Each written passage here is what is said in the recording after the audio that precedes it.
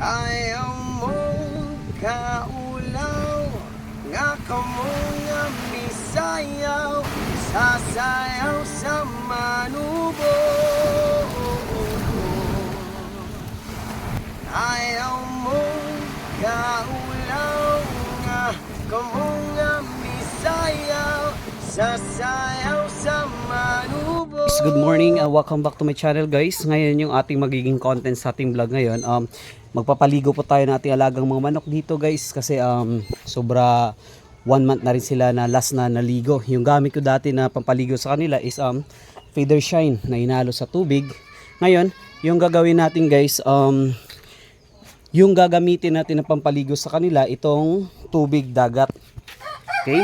So, tubig dagat po guys yung gagamitin ko pampaligo sa ating mga alagang manok. Kasi nga yung ating mga manok rito, iba rito, merong sipon. Tapos yung iba, parang dumidikit sa kanilang balahibo na parang malagkit. So, yung gagawin na natin, papaliguan sila gamit itong tubig dagat. Okay? So, ito pong gagamitin natin pampaligo sa kanila guys. Kahit pa paano nakakatipid po tayo sa pagpaligo sa ating mga alagang manok na hindi na natin kailangan pang bumili sa mga poultry supply. Kasi nga ito din guys yung ginamit ko last time na pampaligo sa dalawang manok ko na merong sipon, at pag after ko napaliguan yung mga manok natin, kusa pong nawala yung kanilang sipon. So I don't know, ngayon sa dito sa iba natin meron itong mga manok na sinisipon katulad nito, yan meron po yung sipon. So yung papaligo natin yung gagamitin pampaligo guys, yung tubig dagat na yan. Okay? So ito guys yung unahin nating paliguan. Okay?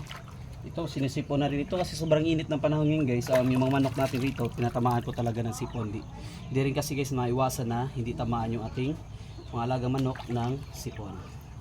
So yung ginawa ko lang rito, yung gagamitin ng tubig na pampaligo sa nila para mas makakatipid ay yung tubig ng dagat. At hindi po ito base sa aking gawa-gawa lang, kasi according din sa narinig ko sa seminars, ito din yung ginagawa ng ibang mga nagbi-breed ng mga manok. Yung gamit na pampaligo sa kanilang mga alagang manok na mayroong sipon ay itong tubig dagat. Okay? So ating dito guys yung BPR natin, di magkasya dito sa loob ng balde. Kung magpaligo ako guys ng mga manok natin rito, yung katawan tsaka yung sa ilong banda yung hinugasan ko para kaya paano mayroong mga bakterya nakadikit sa kanilang mga ilong banda na magkukos pa ng pagkasipon. So tinatanggal ko po yun guys. So ito yung BPR natin ang laki, hindi po masyadong magkasya rito sa ating sa ating balde, no? Yan.